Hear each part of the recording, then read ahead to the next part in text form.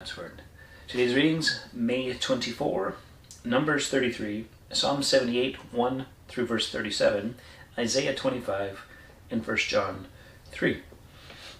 We're going to start in Numbers 33. It's not a place where we spend a lot of time as we've been going through it, but I hope as you've been reading it, there's been little nuggets and a little more understanding of God and His plans and how He operates. And what we see here is kind of the itinerary, post-itinerary, if you will, of the people of Israel. And you can pair this with a good map and just see all the different locations where they camped out on the way to the Promised Land. And at the end there, Aaron dies, and we get to verse 50, verse 50. And the Lord spoke to Moses in the plains of Moab by the Jordan at Jericho, saying, Speak to the people of Israel, and say to them, When you pass over the Jordan into the land of Canaan, you shall drive out all the inhabitants of the land before you, and destroy all their figured stones, destroy all their metal images, and demolish all their high places. You shall take possession of the land and settle in it, for I have given the land to you to possess it. You shall inherit the land by lot according to your clans. To a large tribe you shall give a large inheritance, and a small tribe a small inheritance. Wherever the lot falls for anyone, that shall be his. According to the tribes of your fathers you shall inherit.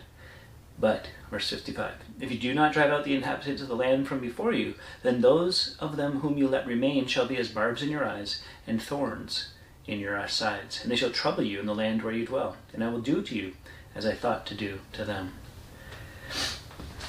So, this is not new information. This is what God has been telling them.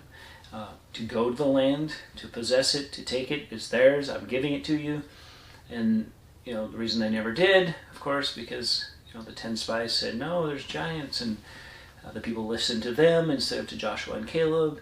And here, the message is, drive them out. Get rid of all the idolatrous images of any kind. Because if you don't, those people that are there and their images that they worship, they're going to drag you down. It's not going to go well. You see, God's not just aiming to just kill them, like just get rid of them, just cold hard it. They've had hundreds of years. Right? Time has gone on. Generations have lived and died. And it's something easily forgotten as we read through the Old Testament and we see things like this and we think, man, God just wants to kill them all. No, He desires to save them all. And that's why they've had hundreds of years.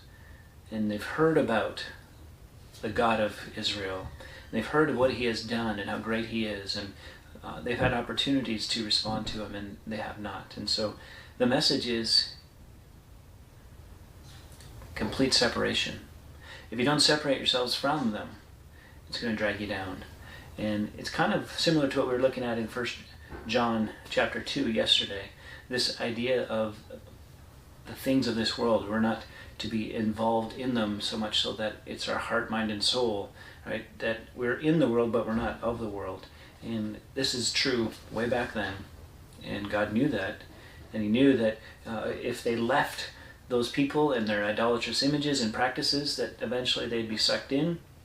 It would cause harm to them in the long term.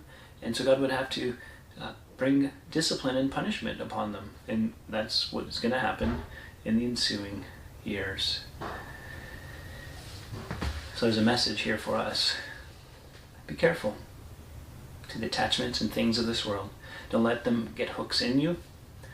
Don't let people get hooks in you that will lead you astray and cause you to abandon worshiping the one true God. Keep growing. Don't stop. Don't tread water and think it's all fine. Till next time, keep growing, little by little.